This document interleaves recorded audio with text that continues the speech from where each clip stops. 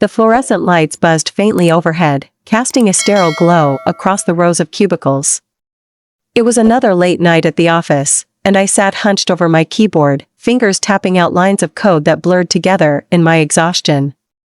The hum of computers and distant chatter from coworkers had long since faded into white noise, leaving me alone with my thoughts, and the gnawing pressure to meet yet another impossible deadline. I glanced at the clock on my monitor, 9:47 p.m. Most people would have gone home hours ago, but not me. Not when she was still here. She was my boss, Claire Bennett, the woman who could command a room with nothing more than her presence. She wasn't just any boss, she was the kind you couldn't help but admire, even if her expectations were sky-high. Claire had built this company from scratch, turning it into one of the most innovative tech startups in the city. Her ambition was magnetic, her confidence unshakable. But tonight, there was something different about her. Something quieter, almost fragile. Earlier, as I passed by her glass-walled office, I'd caught a glimpse of her sitting behind her desk. Her head rested in her hands, shoulders slumped, an image so unlike the poised leader everyone knew. For a moment, I hesitated outside her door, torn between knocking and retreating to my own corner. In the end, I chose the latter, telling myself she probably needed space. But now, hours later, curiosity tugged at me like an invisible thread. My stomach twisted as I thought about how much I wanted to check on her, not because it was expected of me, but because I cared. More than I should, maybe. That realization made me shift uncomfortably in my chair. My feelings for Claire weren't new, though I'd done everything I could to bury them deep beneath professionalism and self-control. After all, she was my boss. Crossing that line? Impossible. Or so I told myself every time her laugh echoed down the hallway or her gaze lingered on mine, just a second too long. As I stared blankly at my screen, the sound of footsteps broke through my thoughts. They were soft, but deliberate, clicking against the tiled floor. My pulse quickened instinctively. Without looking up, I knew exactly who it was. Only Claire walked like that, with purpose, but also grace, as if each step carried the weight of responsibility balanced perfectly with poise. Still here? Her voice came softly, tinged with surprise, and something else I couldn't quite place. Maybe relief. I turned my chair slowly, meeting her eyes for the first time that evening. Even in the dim light, they were striking, a deep shade of green flecked with gold, framed by lashes far too perfect to be natural. Tonight, though, they looked tired. Haunted, almost. Still, they held me captive, rooting me to the spot. Yeah, I replied, forcing a small smile. Just finishing up some last-minute debugging. She nodded, her lips curving into a faint smirk that didn't quite reach her eyes. You always were a perfectionist. Her words hung in the air, warm but weighted, as if she meant more than what she said. I swallowed hard, suddenly hyper-aware of how close she was standing.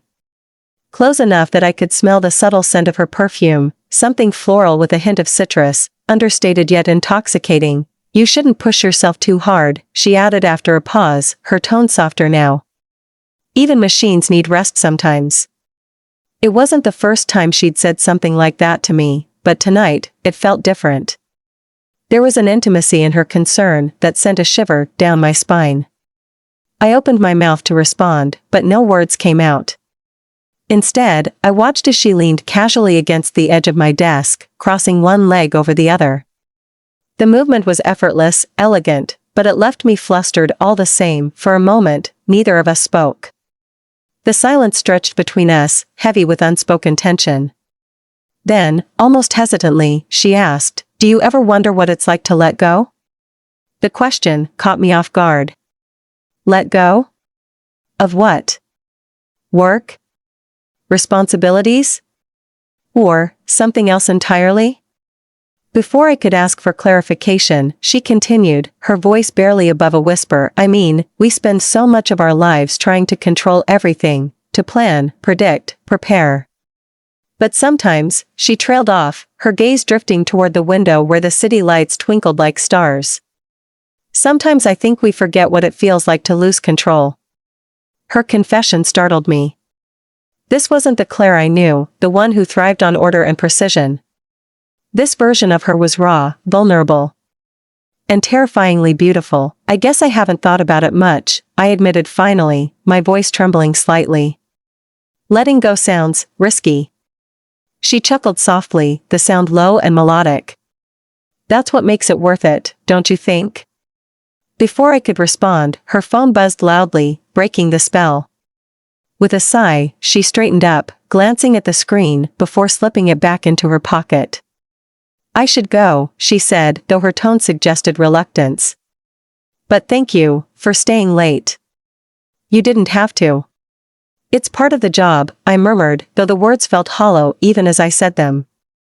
Because deep down, I knew it wasn't just about the job anymore. As she walked away, her heels clicking softly against the floor, I found myself staring after her, my heart pounding in my chest. Whatever had shifted between us tonight, it wasn't going to fade easily. If anything, it only made the pull stronger, the longing sharper, and as I packed up my things and prepared to leave, I couldn't shake the feeling that this was only the beginning. That somewhere along the way, we'd both find ourselves facing choices we weren't ready to make. Choices that might change everything. Little did I know, the night was far from over. The city outside was alive with its usual chaos, honking cars, distant sirens, and the faint murmur of people passing by on the street below. But inside the office, it felt like the world had narrowed to just the two of us. Claire lingered for a moment longer than necessary after her earlier comment about losing control, her presence filling the room in ways I couldn't ignore.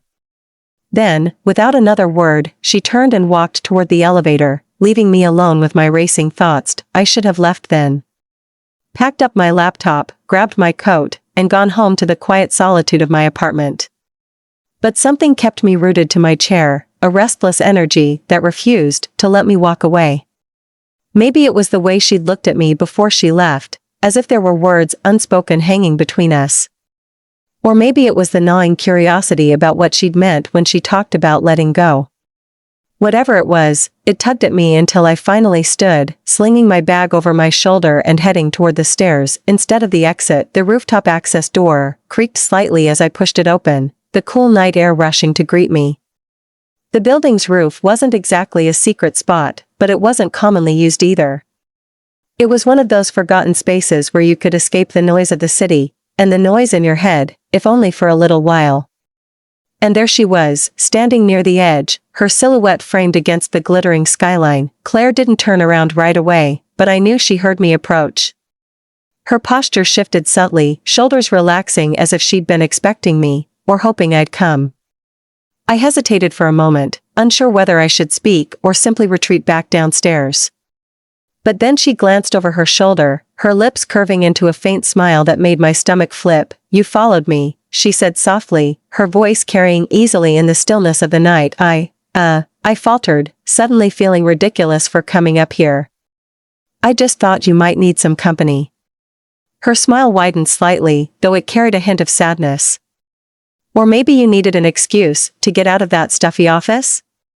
She wasn't wrong. Still, I shrugged, trying to play it casual as I stepped closer. Maybe both. We stood side by side in silence for a while, the city sprawled out before us like a living painting. The lights twinkled endlessly, each one representing someone else's story, someone else's life. But tonight, none of that mattered. All that existed was this rooftop, this moment, and her. Do you ever feel like we're all just pretending? She asked, suddenly, breaking the quiet. Her tone was contemplative, almost wistful. Like we put on these masks every day and convince ourselves they're real? I blinked, caught off guard by the depth of her question. Sometimes, I admitted. Especially at work. Everyone wants to seem so put together, so confident. But underneath, I don't know. Sometimes I wonder if anyone really feels okay. Claire nodded slowly, her gaze fixed on the horizon. Exactly. That's why I came up here tonight. To breathe. To remember what it feels like to be human for a change. Her words resonated with me more than I cared to admit. There was a raw honesty in them that stripped away the layers of professionalism we usually hid behind. For once, she wasn't my boss, the woman who demanded perfection and expected nothing less than excellence. She was just Claire. A person, flawed and searching, just like me. Without thinking, I blurted out, "You don't have to pretend with me, you know." She turned to look at me then, her eyes searching mine as if trying to gauge whether I truly meant it. "What do you mean?" I hesitated, suddenly aware of how vulnerable I was making myself. "You don't have to act like everything's fine all the time. Not with me. I see you, Claire. Even when you think no one does." For a moment, she didn't say anything. The weight of my confession hung between us, heavy and fragile. Then, unexpectedly, she laughed, a soft, self-deprecating sound that made my heart ache. "You shouldn't say things like that," she murmured, shaking her head. "It makes it harder to keep pretending." "Why do you want to pretend?" I asked, my voice barely above a whisper. "With me, of all people?" Her expression shifted, something unreadable flickering across her face. "Because you deserve better than someone like me," she said finally, her tone laced with a mixture of regret and resolve. "Someone who doesn't have their life figured out. Someone who can't even figure out themselves." Her admission stunned me. This wasn't the Claire I thought I knew, the one who seemed to have everything under control. This version of her was achingly real, and it made my chest tighten with a mix of empathy and longing. Before I could respond, she took a step closer, closing the distance between us.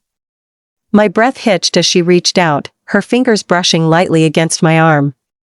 It was such a small gesture, but it sent a jolt through me, electrifying every nerve ending. "You make it hard to keep my walls up," she confessed, her voice trembling slightly. "And I hate that. Because I know I shouldn't feel this way about you.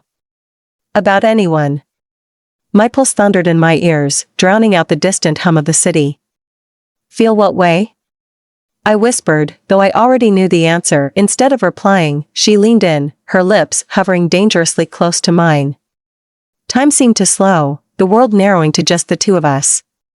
Every rational thought screamed at me to pull back, to remind myself of the boundaries we were crossing. But I couldn't move. I didn't want to then. Just as suddenly as she'd moved closer, she pulled away, stepping back with a sharp intake of breath. Her cheeks were flushed, her eyes wide with a mixture of panic and desire. "This shouldn't have happened," she muttered, running a hand through her hair. "I'm sorry." "I shouldn't have." "No," I interrupted, my voice firmer than I expected. "Don't apologize. Please." She stared at me, conflicted emotion swirling in her gaze. "You don't understand. It's impossible. You work for me. I'm your boss. If anyone found out, they won't," I said quickly, taking a step toward her. "No one has to know. This doesn't have to mean anything if you don't want it to." "That's not the point," she snapped, though her tone lacked conviction. "The point is, I shouldn't feel this way about you. And you shouldn't feel this way about me." Her words hit me like a punch to the gut, but they also ignited something inside me, a stubborn determination to prove her wrong. "Who says I do?" I challenged, my voice steady, despite the storm raging within me. "Maybe I just care about you." "Is that so wrong?" Her jaw tightened, and for a moment, I thought she might argue further. But then her shoulders sagged, the fight draining out of her. "No," she admitted quietly. "It's not wrong. It's just complicated." "Complicated doesn't mean impossible," I countered, taking another step closer. "And it doesn't mean we have to ignore how we feel." She opened her mouth to reply, but before she could speak, the sound of footsteps echoed from the stairwell behind us. We both froze, the spell broken as reality crashed back in. Claire stepped away, putting distance between us just as the door creaked open and one of our coworkers poked his head out. "Hey, I thought I saw someone up here," he said, glancing between us. "Everything okay?" "Fine," Claire replied curtly, smoothing her hair and straightening her posture. "Just getting some fresh air." He nodded, oblivious to the tension crackling in the air. "All right, well, don't stay out too late. See you tomorrow."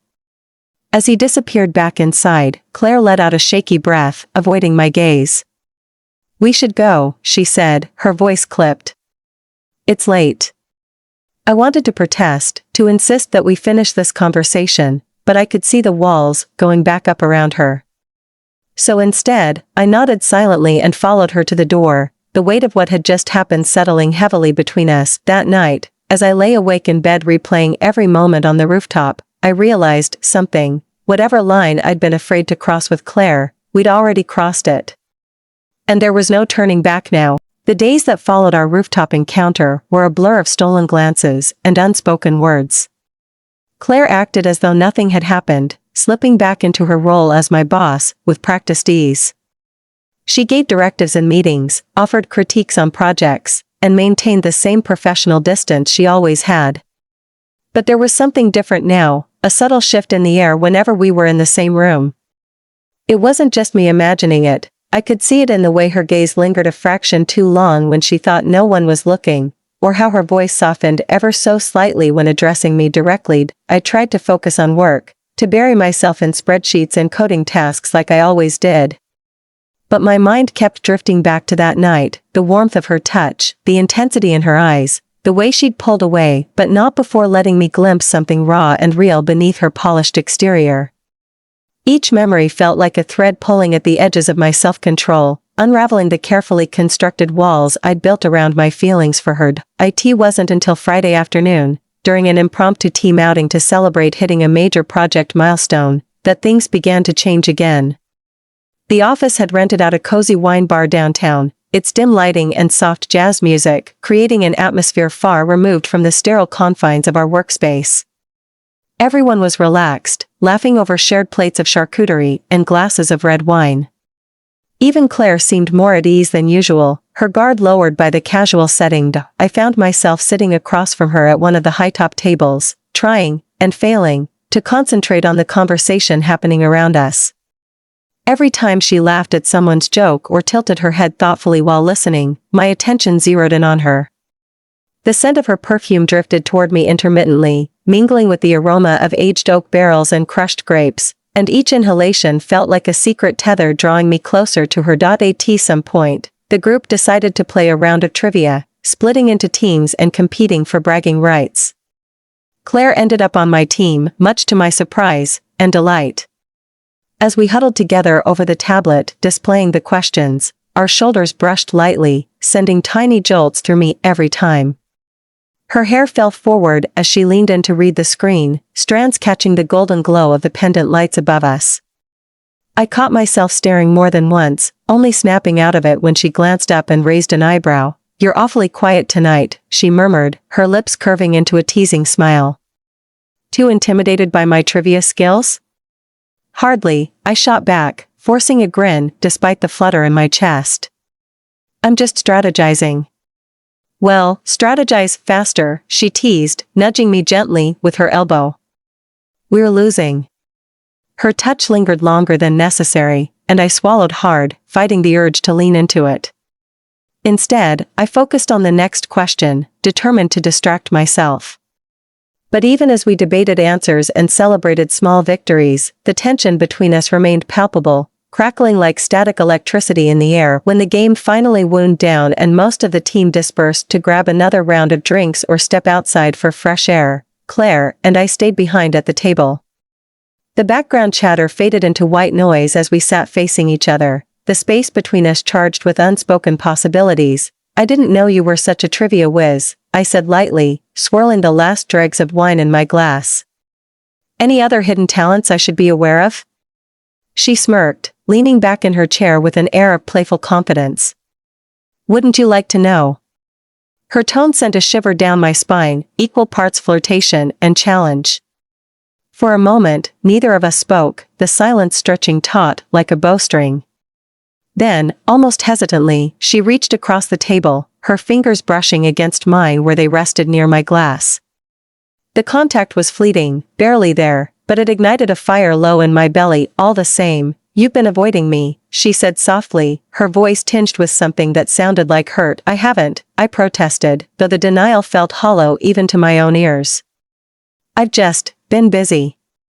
"Busy pretending nothing happened," she countered, her gaze piercing through my defenses. "Because I've been doing the same thing, and it's exhausting." Her honesty caught me off guard, leaving me momentarily speechless. Here was the vulnerability I'd glimpsed on the rooftop, laid bare without pretense or hesitation. It made my heart ache, not just for her, but for us. I don't know what to do, I admitted finally, my voice trembling slightly. About any of this. About you. Her expression softened, her thumb tracing idle circles on the edge of her glass. Neither do I. But maybe we don't have to figure it all out right now. What are you saying? I asked, my pulse quickening. I'm saying, she paused, choosing her words carefully. That maybe we can take this one step at a time. See where it goes. Without worrying about what anyone else thinks, or what should happen. Her suggestion hung in the air, heavy with implication. Part of me wanted to leap at the opportunity, to throw caution to the wind and let whatever was growing between us bloom fully. But another part, the rational, cautious part, whispered warnings of consequences and complications. This wasn't just a crush or a harmless flirtation. This was dangerous territory, fraught with potential fallout that could affect both our lives in ways I wasn't ready to face. Still, as I looked into her eyes, seeing the same mix of longing and uncertainty reflected back at me, I realized I couldn't walk away. Not yet. Maybe not ever, so what happens now? I asked quietly, my hand instinctively reaching for hers under the table. Our fingers intertwined, tentative but electric, and I felt a surge of warmth spread through me. Now, she said, her voice steady despite the storm brewing in her gaze, we figure it out together. For the first time in days, maybe weeks, I allowed myself to breathe deeply, letting the weight of her words settle over me like a comforting blanket. Whatever lay ahead, whatever challenges or obstacles we might face, it felt worth it. Because in that moment, with her hand in mine and the world fading into the background, I knew one thing for certain, I didn't want to let go. The weekend passed in a haze of restless anticipation. Every text notification made my heart leap, only to sink when I realized it wasn't from her. Claire had retreated back into her usual routine after our conversation at the wine bar, polite but distant, as though the fragile thread connecting us might snap if she pulled too hard. Still, I couldn't shake the memory of her words, we figure it out together. Those 5 simple words replayed in my mind like a mantra, anchoring me even as doubt crept in. By Monday morning, the office felt suffocating. The hum of keyboards and muted conversations grated on my nerves, amplifying the tension that had been building inside me since Friday night. I tried to focus on work, but my thoughts kept drifting to Claire. Was she regretting what she'd said? Did she already wish we could go back to how things were before? It wasn't until late afternoon that I finally saw her again. She emerged from a meeting room looking frazzled, her blazer slung over one arm and her hair slightly mussed. For a moment, our eyes met across the open floor plan, and something unspoken passed between us, a question, a plea, an invitation. Then, without a word, she turned and headed toward the stairwell. My feet moved before my brain could catch up. I followed her, my pulse pounding in time with each step. When I pushed open the door to the rooftop, she was already there, leaning against the railing with her back to me. The wind tugged at her shirt, molding it to her frame, and for a second, I hesitated. What if this was a mistake? What if crossing this line changed everything irreparably? But then she turned, and all my doubts dissolved. Her expression was guarded yet achingly vulnerable, her green eyes searching mine as if trying to find answers to questions she hadn't asked aloud. You came, she said softly, her voice barely audible over the rustling leaves and distant traffic below. I did, I replied, stepping closer. I couldn't stay away. Her lips parted as if she wanted to say something, but instead, she looked down at her hands, twisting them nervously. I've spent 2 days trying to convince myself this is a bad idea, she admitted, her tone tinged with frustration. That it's reckless, selfish, impossible. But no matter how many reasons I come up with, none of them feel strong enough to make me stop thinking about you. Her confession hit me like a tidal wave, knocking the breath from my lungs. My throat tightened, and I struggled to form a coherent response. Claire, I started, my voice trembling. You're not alone in this. I've been fighting it too. Fighting us. But I can't anymore. She closed the distance between us in 2 quick strides, stopping just inches away. Her scent enveloped me, citrus and florals, sharp and sweet, and I had to resist the urge to reach for her. Instead, I stood frozen, my heart hammering so loudly I was sure she could hear it. "What are we doing?" she whispered, her gaze flickering between my eyes and my lips. "This isn't supposed to happen. You're my employee. I'm your boss." We should," I interrupted, surprising even myself with the conviction in my voice. "Because none of those labels matter right now. All that matters is how I feel when I'm with you. How you make me want to be braver, better. How you make me feel alive." Her breath hitched, and for a moment, she looked like she might cry. Then, slowly, tentatively, she lifted her hand to cup my cheek. Her touch was feather-light, but it sent a jolt of electricity coursing through me, grounding me in the here and now. "This scares me," she admitted, her thumb brushing gently along my jawline. "Not because of who you are, but because of who I am. Because I don't know if I can give you what you deserve." "You don't have to have all the answers," I murmured, leaning into her touch. "Just, trust me. Trust us." Her eyes searched mine, filled with longing and fear and something else I couldn't quite name. And then, before I could process what was happening, she leaned in and kissed me. It wasn't gentle or tentative, it was raw and desperate, a collision of pent-up emotions that left me dizzy.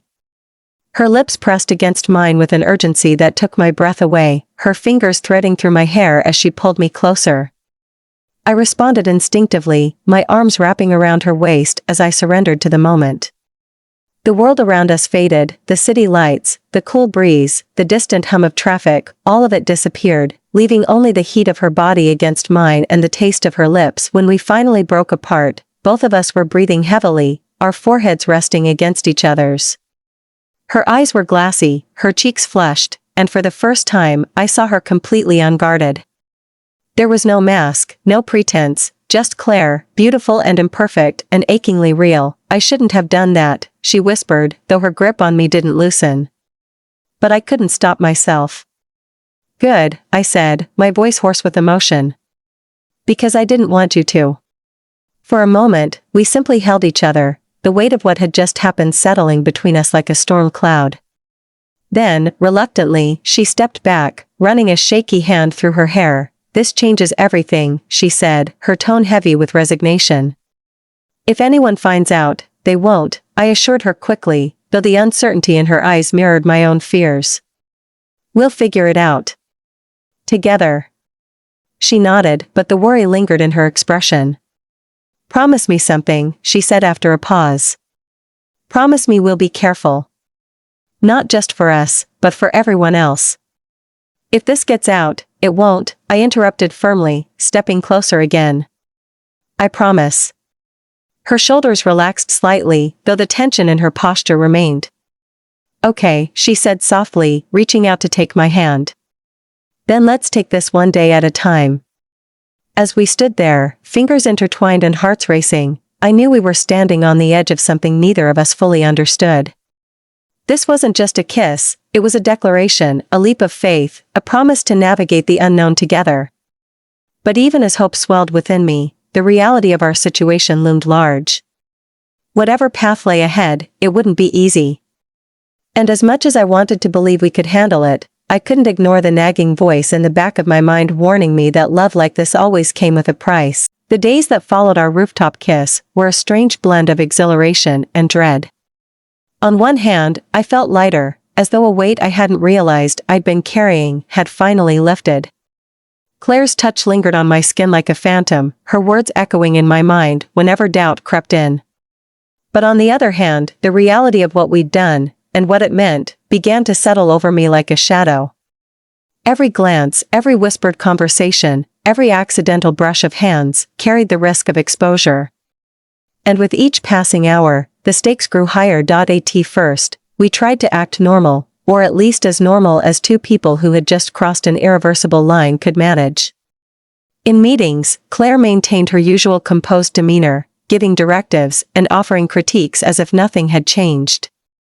But when no one was looking, her eyes would find mine, lingering just long enough to send a shiver down my spine before she turned away. It was maddening, intoxicating, and terrifying all at once. Outside the office, things were even more complicated. We hadn't discussed boundaries or rules beyond vague promises to be careful, but the lack of clarity left me constantly second-guessing myself. Was it okay to text her? To ask how her day was going? Or would doing so only draw attention to the fact that something had shifted between us? The uncertainty gnawed at me, leaving me restless and irritable. It wasn't until Thursday evening, during yet another late night at the office, that the tension finally boiled over. I was sitting at my desk, staring blankly at a report I'd read 3 times without absorbing a single word, when Claire appeared in the doorway of my cubicle. Her presence startled me, not because it was unexpected, she often stopped by to check on projects, but because of the look on her face. She looked conflicted. Haunted, almost. "We need to talk," she said quietly, stepping inside and closing the glass door behind her. Her voice was steady, but there was an undercurrent of unease that set my nerves on edge. "Okay," I replied, setting the report aside and turning to face her. "What's wrong?" She hesitated, glancing toward the empty hallway outside before lowering her voice. "Someone saw us." My stomach dropped. "What do you mean, someone saw us?" "On the rooftop," she clarified, her jaw tightening. "One of the interns, they mentioned seeing us together Friday night. They didn't say anything directly, but they made a comment about how cozy we looked. Casual, like they weren't sure what they'd seen but wanted to test the waters." "Oh God," I whispered, pressing a hand to my forehead. My mind raced, imagining worst-case scenarios. Would they tell someone? Had they already told HR? What would happen if anyone found out? "It's fine," Claire said quickly, though her tone lacked conviction. "I handled it. Told them they must have misunderstood, that we were just discussing work." "But," she trailed off, her gaze dropping to the floor. "This isn't sustainable, is it? Keeping this hidden. Pretending nothing's happening while everything is." Her words hit me like a punch to the gut. Because as much as I hated to admit it, she was right. This double life we were living, professional colleagues by day, secret lovers by night, was exhausting. Every stolen moment came with the constant fear of discovery, every shared glance carried the risk of misinterpretation. And while part of me wanted to believe we could keep it up indefinitely, the truth was that the cracks were already starting to show. "So what do we do?" I asked, my voice barely above a whisper. "Do we stop? Pretend it never happened?" "No," she said firmly, shaking her head. "I can't do that. I won't. Not after everything." Her voice softened, tinged with desperation. "But we can't keep going like this either. Sneaking around, lying to everyone, including ourselves. It's tearing me apart." Her admission broke something open inside me. Until now, I'd been clinging to the hope that we could somehow navigate this without consequences, that love would be enough to shield us from the fallout. But hearing her say those words, "It's tearing me apart," made it impossible to ignore the toll this was taking on both of us. "I don't want to lose you," I confessed, tears pricking at the corners of my eyes. "But I also don't know how to fix this. How do we make this work without losing everything else?" For a moment, neither of us spoke. The silence stretched taut, heavy with unspoken fears and unanswered questions. Then, slowly, Claire reached out and took my hand, her grip firm, despite the tremor in her fingers. "We'll figure it out," she said, her voice low but resolute. "Together. But we need to decide what we're willing to risk, for us. For each other." Her words sent a surge of determination through me, cutting through the haze of fear and doubt. She was right. If we wanted this, if we wanted us, we couldn't keep tiptoeing around the edges of our lives, afraid to take a stand. We needed to choose, either commit fully to whatever this was, consequences be damned, or walk away before it destroyed us both. But as much as I wanted to believe we could have it all, to keep our careers, our reputations, and our relationship intact, I knew deep down that such a perfect solution didn't exist. Love like this always came with sacrifices, and sooner or later, we'd have to decide which ones we were willing to make. As we sat there, hands clasped tightly together, I felt the enormity of the decision looming over us. Neither of us was ready to face it, not yet. So instead, we stayed silent, drawing strength from each other's presence as the city lights flickered outside the window, oblivious to the storm brewing within us. Months passed, each day a delicate balancing act of hope and heartache. The distance between us was more than just miles, it was time zones, schedules, and the quiet moments when loneliness crept in uninvited. But somehow, we held on. Through late-night video calls that stretched into the early hours, through texts sent during stolen breaks at work, through photos of sunsets and coffee cups and anything mundane yet meaningful enough to share, we built a bridge across the chasm separating us. It wasn't perfect, far from it, but it was ours. Emma had settled into her new life, finding rhythm in the chaos of a demanding job and an unfamiliar city. She told me about the little victories, navigating public transit without getting lost, making friends with coworkers who didn't know the depth of her ties to someone hundreds of miles away, discovering hidden gems in neighborhoods she swore she'd never explore. Her voice carried a mix of pride and wistfulness when she spoke, as if she were piecing together fragments of herself while still holding space for me, and I stayed rooted where I was, though everything around me felt different. The routines that once defined my days now seemed hollow without her presence. Yet, there was something liberating about learning to stand on my own again, to rediscover parts of myself I'd forgotten existed. I started painting, a hobby I'd abandoned years ago, and found solace in the swirls of color and texture. Each brushstroke felt like a step toward healing, a reminder that growth could coexist with longing. Our conversations evolved over time, shifting from tentative reassurances to deeper explorations of what this relationship meant, not just for us, but for who we were becoming individually. There were hard moments, of course. Nights when frustration bubbled over because neither of us could fully articulate the weight of our emotions. Days when silence stretched too long, leaving room for doubts to creep in. But even then, we fought, not against each other, but for what we shared. We chose each other, again and again, despite the obstacles. One evening, after weeks of planning, Emma surprised me with a visit. She showed up at my door unannounced, suitcase in hand and a nervous smile, tugging at her lips. For a moment, I thought I was dreaming. Then she stepped inside, pulling me into a hug so tight it felt like she was trying to hold on to me forever. "I missed you," she whispered, her breath warm against my ear. "More than words can say." I clung to her, tears streaming down my face as relief washed over me. In that moment, all the uncertainty melted away, replaced by the simple truth of her presence. She was here. Really here. We spent the weekend relearning each other, rediscovering the cadence of our laughter, the way our bodies fit together like puzzle pieces, the silences that spoke louder than words. It wasn't easy. The months apart had left their mark, carving subtle shifts in how we related to one another. But those differences weren't barriers, they were reminders of how much we'd grown, both together and apart. On her last night, we sat side by side on the couch, staring out the window as snow began to fall softly outside. The world beyond the glass looked serene, untouched, like a blank canvas waiting to be painted. "What happens next?" I asked finally, breaking the quiet. My voice was soft, hesitant, afraid of shattering the fragile peace between us. Emma turned to look at me, her green eyes reflecting the faint glow of the streetlights. "That depends on us," she said simply. "On what we're willing to fight for." Her answer wasn't what I'd expected, not a promise or a plan, but a question posed back to me. And maybe that was the point. Love wasn't something passive, it required effort, sacrifice, and faith in the unknown. "I want to keep going," I admitted, my voice steadying as conviction took root. "No matter how hard it gets, no matter how far apart we are, I want to see where this takes us."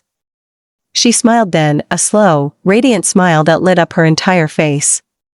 "Me too," she said, reaching for my hand and intertwining our fingers. "But let's not rush it. Let's take it one step at a time, okay?" "Okay," I agreed, squeezing her hand gently. When she left again, it didn't feel like goodbye. Not really. This time, there was clarity, a shared understanding that whatever lay ahead, we would face it together. The ache of separation remained, but it was tempered by hope, by the knowledge that love wasn't confined to physical proximity. It lived in the spaces between phone calls, in the memories we carried, in the promises we kept. In the weeks that followed, I noticed changes within myself. I was braver, more patient, less afraid of uncertainty. Loving Emma had taught me that vulnerability wasn't weakness, it was strength. That letting someone in, even when it scared you, could transform your world in ways you never imagined. One snowy afternoon, as I stood in front of an unfinished painting, I realized something profound: relationships aren't static. They grow and shift, shaped by the people who nurture them. Emma and I weren't the same two people who had kissed under the rain-soaked sky all those months ago. We were stronger, wiser, more aware of what we wanted, and willing to work for it. As I added the final strokes to the canvas, I stepped back to admire the swirling colors. It wasn't perfect, but it was beautiful in its imperfection, a reflection of us. Of love that refused to fade, even when tested by time and distance.